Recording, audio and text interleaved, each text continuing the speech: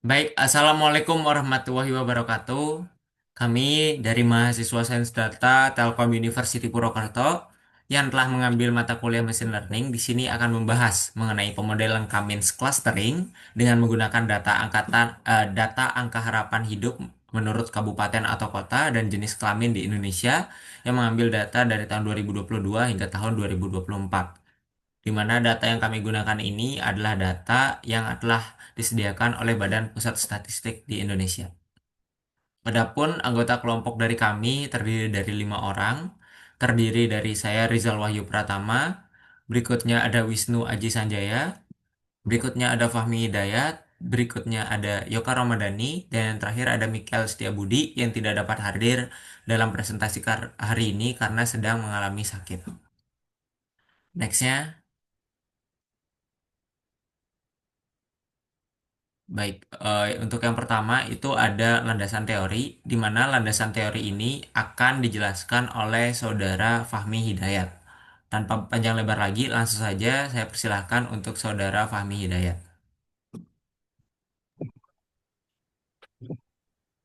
Oke, di sini saya akan menjelaskan tentang landasan teori. Clustering adalah teknik unsupervised learning yang digunakan untuk melakukan data berdasarkan kemiripan. Yang artinya kita tidak memberikan label apapun ke data. Algoritma akan secara otomatis mencari pola atau kelompok alami dalam data tersebut. Jadi pendekatannya cocok untuk eksplorasi awal terhadap data yang belum kita ketahui strukturnya. Salah satu metode yang umum digunakan adalah Cummins clustering. Karena metodenya cukup sederhana tapi efektif. Prosesnya dimulai dengan memilih sejumlah titik pusat secara acak. Lalu data akan dikelompokkan berdasarkan jarak terdekat ke titik-titik tersebut. Metode ini cocok kalau kita ingin melihat pembagian data yang bersifat numerik dan mudah divisualisasikan. Metode ini dipilih karena cocok untuk data numerik dua dimensi. Dalam kasus kelompok kami, yaitu data persentase laki-laki dan perempuan usia 25 tahun ke atas yang berpendidikan minimal SMA. Karena kedua variabel tersebut numerik dan berada di skala yang sama, kami bisa bekerja dengan baik. Next. Sebelum clustering, data dinormalisasikan menggunakan standar scalar supaya kedua fitur punya pengaruh yang setara. Kalau tidak dinormalisasikan, fitur dengan nilai lebih besar bisa menarik hasil clustering ke arahnya. Ini penting untuk menjaga keseimbangan. Penentuan jumlah cluster terbaik dilakukan dengan metode elbow dan silhouette score. Elbow method membantu kita melihat kapan penambahan jumlah cluster sudah tidak memberikan pengurangan inertia yang signifikan. Sementara silhouette score membantu mengevaluasi seberapa baik tiap data cocok di dalam klasternya dan seberapa berbeda dengan klaster lain. Setelah kami membandingkan dua metode ini, didapat nilai K-nya itu sama dengan 3. Hasil clustering divisualisasikan dengan scatter plot interaktif menggunakan plotlight. Dilengkapi titik sentroid dan evaluasi visual tambahan melalui silhouette visualizer. Pendekatan ini membantu mengidentifikasi pola distribusi pendidikan berdasarkan jenis kelamin dan wilayah secara visual dan terukur. Next.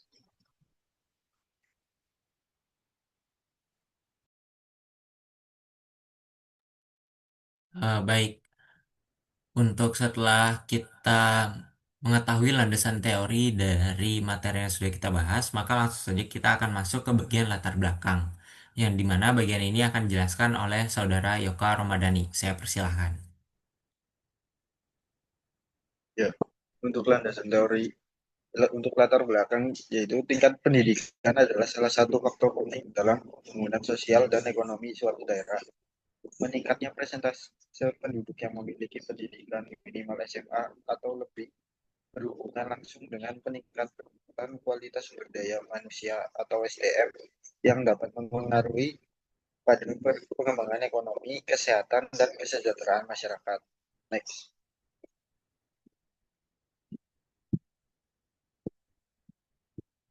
Berikutnya kesenjangan pendidikan antara jenis kelamin.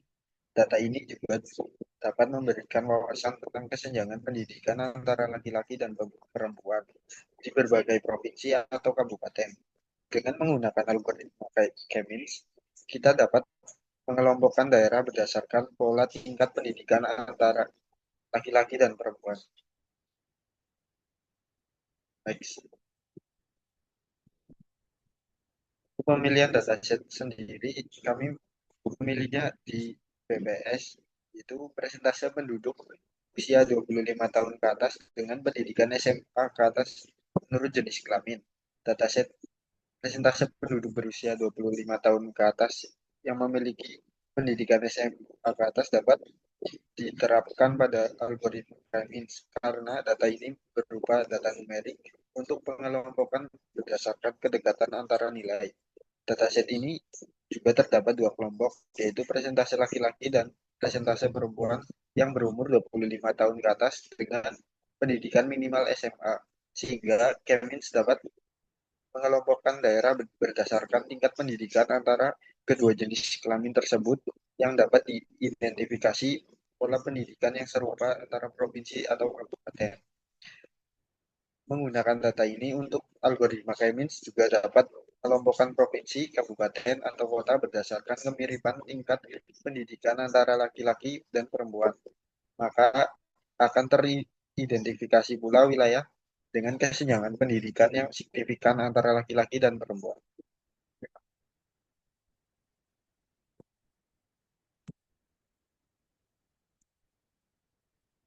Hasil yang diharapkan yaitu setelah kami mengerjakan clustering pada dataset, presentase penduduk berusia 25 tahun ke atas dengan pendidikan minimal SMA menurut jenis kelamin berapa hasil yang kami harapkan dapat diperoleh antara lain. Satu, identifikasi pola pendidikan berdasarkan jenis kelamin. Dua, deteksi kesenjangan pendidikan. Tiga, penentuan daerah dengan pendidikan unggul dan tertinggal. Selanjutnya saya sampaikan ke Rizal. Baik, ketika kita telah melewati latar belakang hingga pemilihan dataset tadi, gitu, tentunya kita akan langsung masuk ke bagian pembahasan. Next. Nah, untuk di bagian pembahasan ini kita akan melakukan pengkodingan, di mana untuk untuk platform yang kita gunakan itu merupakan platform Google Colab.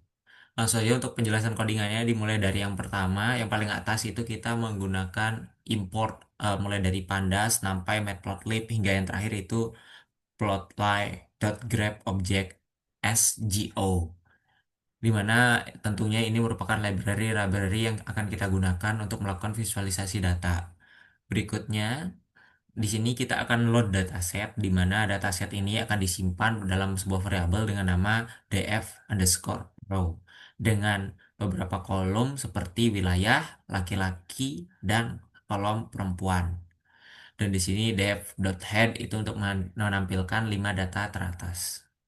Setelah kita ngeload datasetnya, kita akan melaksanakan pre-processing di mana kolom laki-laki itu kita pastikan numerik, begitu juga dengan kolom perempuan.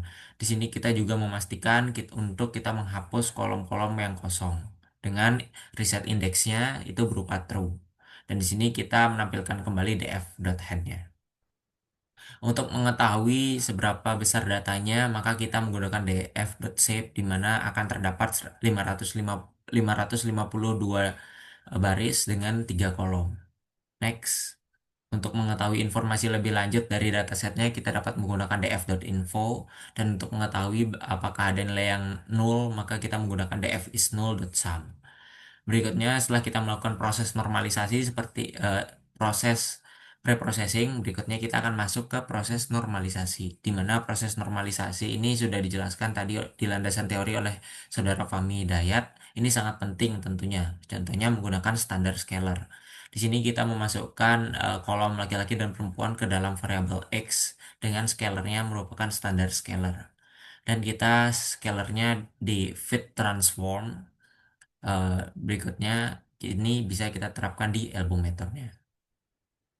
Untuk ke range-nya itu kita menggunakan 1,11. Di sini kita menggunakan iterasi for k in range k range. Di sini menggunakan iterasi seperti biasa. Berikutnya yang bawahnya itu kita menggunakan matplotlib untuk menampilkan hasil metode elbow.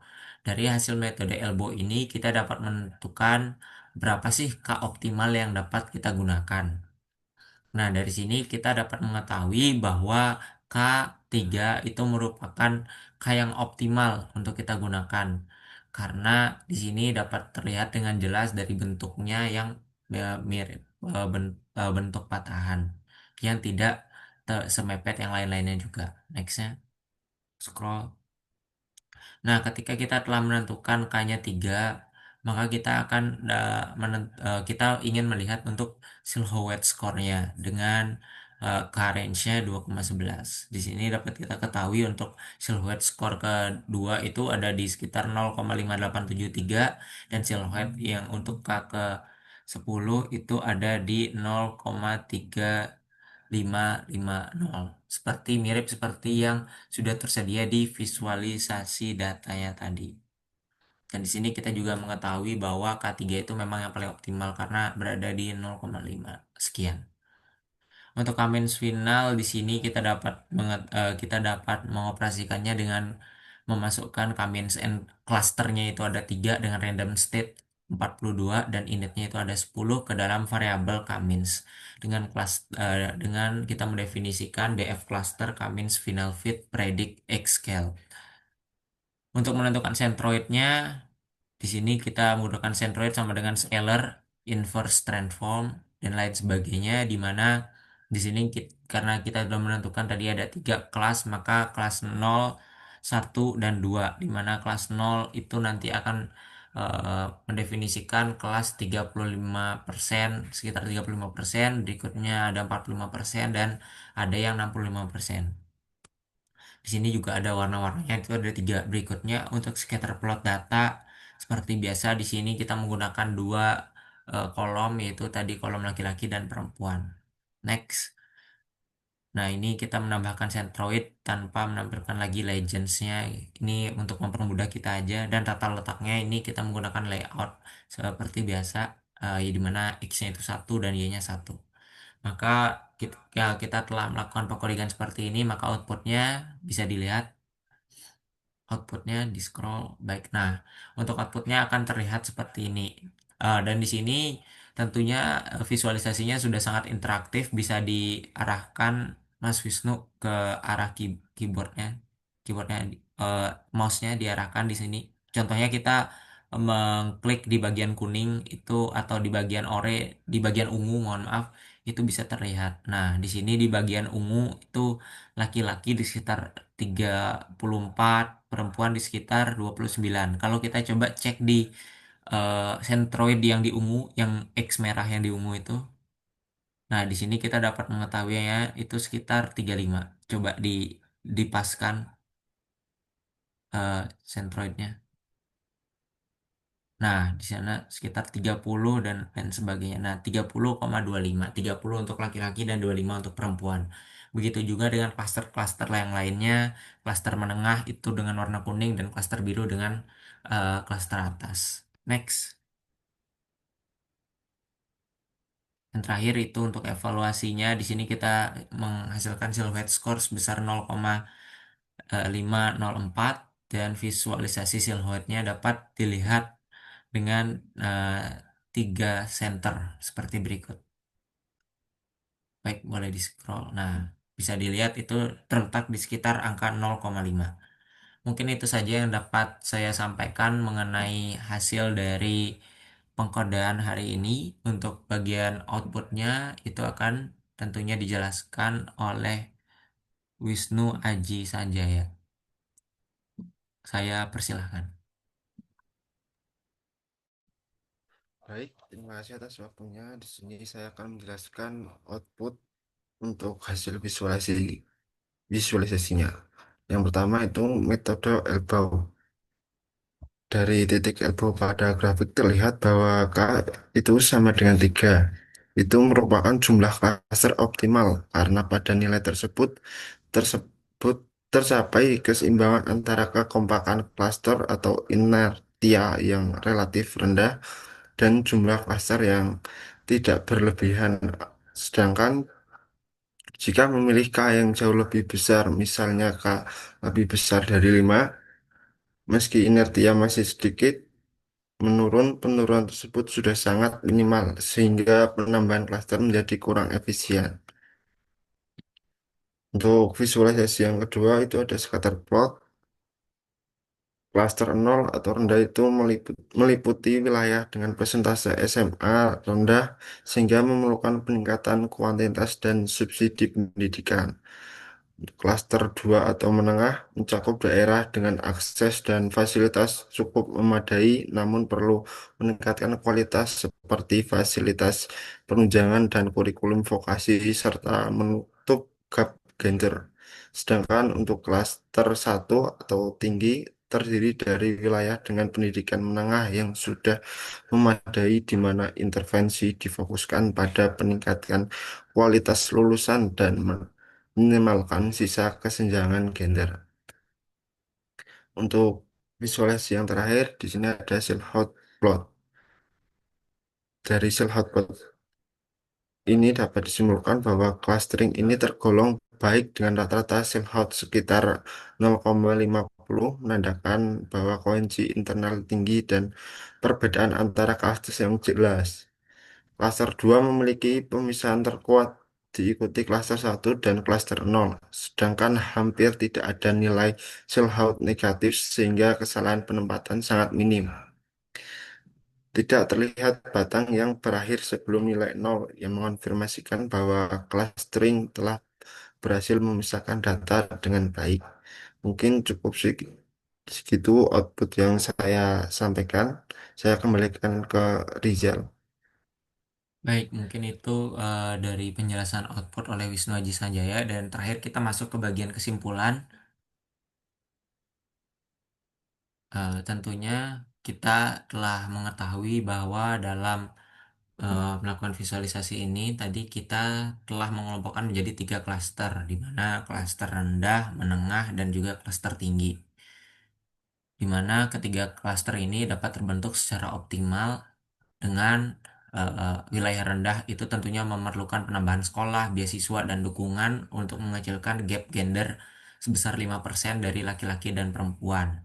Begitu juga dengan yang tinggi ini yang sudah unggul di mana intervensi difokuskan pada peningkatan kompetisi lulusan dan meminimalkan sisa gap gender. Secara konsisten, persentase pendidikan laki-laki yang lebih sedikit eh, pendidikan laki-laki lebih sedikit tinggi dibandingkan perempuan yang menunjukkan pentingnya memperhatikan kesadaran pendidikan di seluruh klaster.